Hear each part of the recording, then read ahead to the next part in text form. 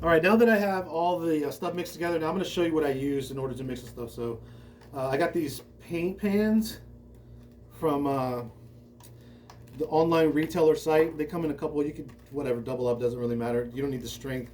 They're strong enough. You're just going to be using it maybe once or twice. Once for sure, maybe twice if you get lazy, and you can store it in like in a plastic bag or something so it doesn't get too dirty or dry out. However, I have my mixture already mixed up. I can already feel the energy. I don't know if you can feel it through the video, but I feel it for sure. So you're gonna use it kind of like you use a regular, like you're gonna be painting. If you've never painted, this is where the paint goes. And this little ramp thing right here is to kind of even out the paint. So you dip it in here and work out the paint like that. So whenever you do press it on, let's say put it on my belly, it's an even kind of flow. There's a lot of space right there because of my big ass belly. But so anyways, you're gonna, it rolls on there just right. So that way you can test to see how it rolls, test the consistency and of the actual paint itself, and then just go from there. So I'm gonna go ahead. I have not even used this paint yet. I don't know how it's gonna work. Hopefully, I don't just fuck a bunch of my shit up. So I put it on my bed, this ghetto ass bed, government issued looking ass shit. So anyways, I did move the thumbtack as well. You're gonna kind of want to watch where you're stepping, kneeling, whatever, and then you just you're gonna need to take. Oh wait a minute. Sorry. You're gonna need to hold the pan with you as you do your thing, because that way you don't be like you don't step on it or anything, do any kind of dumbass shit, and you want to prepare for any case scenario. So now here I see already this little thing, part of the paint on the string, possibly could dip into the paint and cause streaking. I don't want that on my circle. So I'm actually gonna tie a little knot right here or whatever, maybe even take it off and double it up again. See that's what I'm talking, this little tail right here. Double it up again. It's been a while since I've done this, so I'm sorry I didn't pre-consider this, but it actually works out better for the video. And then, oh fuck, it changes everything though, man. Fuck, okay, so never mind. Changes the length of it as well. I'd have to redo everything. So anyways, here, let's do that. Fucking shit. All right, so as if we're making a necklace. So I'm gonna do it like this kind of knot here. I'm gonna take this knot, I'm gonna wrap it around this way, so the main integrity of the line doesn't change, only this thing changes, and I pulled tight going that way. So now the line is still the same length, and I got the, I think this is a slip knot, a kind of slip knot, but there. So now the length is the same, and I don't have to change all that shit. So anyway, there's this, yeah, so that can be this part. And now I'm ready to go. Now you always want to kind of prepare for little stuff like this, because sometimes you're gonna, unless you do this shit every day, you're not gonna consider every small aspect or any kind of anomaly that may come into play as you're actually doing this. So I'm gonna put the thing on here, and from here I'm gonna go ahead and begin making my paint, evening the shit out. Hopefully that shit don't come off. I'm just kind of rolling the shit out as I'm pulling it taut. So as you can see, this is probably going to take a little bit longer than you might have previously thought. It's not going to go on just super easy and make a clean layer. You might have to even go over this twice, which is totally cool. Also, I had my paint on the altar, on my personal altar, and I charged the paint over like a certain amount of time. So you can do that as well. So now I see that changing. So you're gonna always kind of want to watch where your shit's at, your string's at, and you want to keep it close to the way you originally measured it. See, already I had some issues here. I fucked up. But it's alright. I thought about all that shit. It's okay if I fuck up a little bit.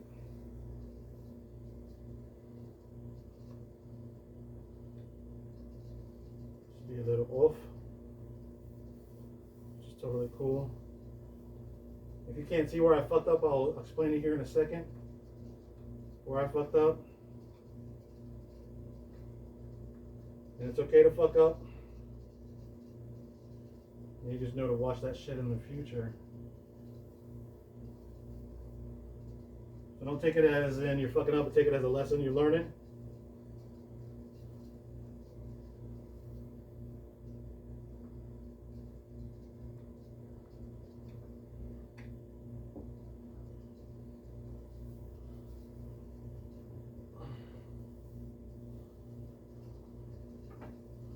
Now, I'm not going to take you through the whole process of making this circle. I'm just trying to make sure I get any anomalous effects that you could face while making your own circle.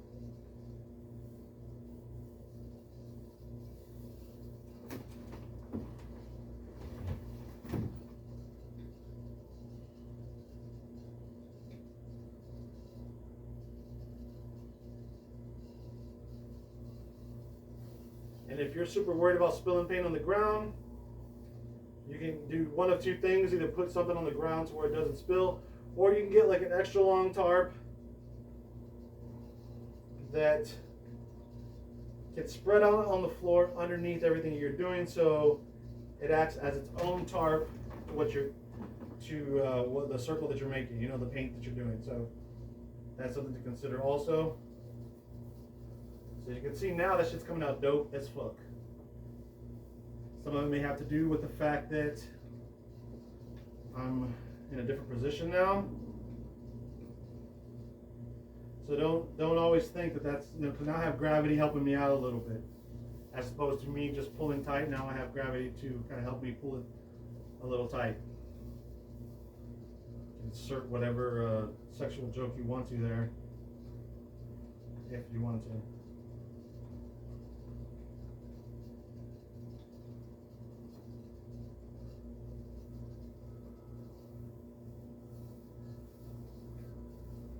So that I can skip over that cord right there. Remember earlier, this cord's going to be there. So if that really bothers you, the cord hanging, you can even cut that shit down.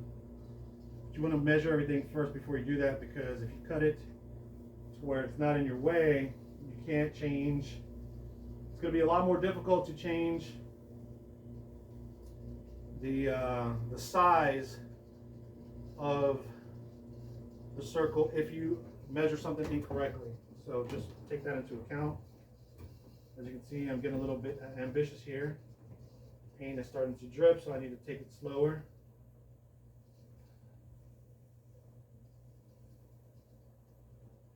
And I have another circle that I did a while back that you've probably seen in my previous videos. It's hanging on the wall, but I will show you that one to give you an idea of what a finished product can look like.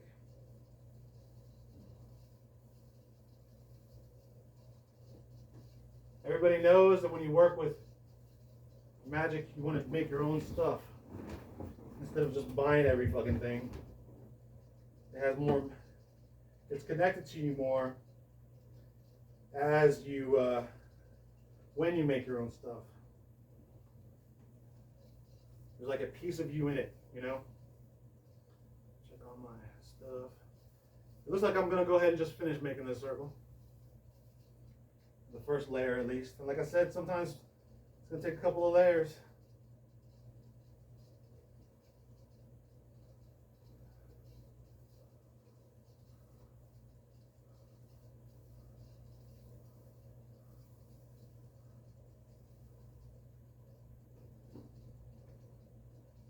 You want to keep that string kind of not super tight, but taut to where it stays where it's going to be when you're making the circle.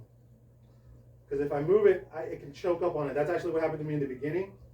The cord can actually move, choke up on what I'm doing, and change the size of the circle, and I don't want that. I want it to be the same size the whole time. There's something underneath that, so I'm having issues here, but whatever.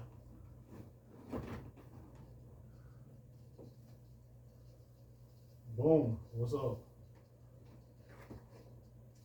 shit. All right, well, that came off, so I guess that's the end of that part right now. So I can go in and put that back on and keep going. But that is the preliminary circle you're going to make. Go over it as many times as you need to.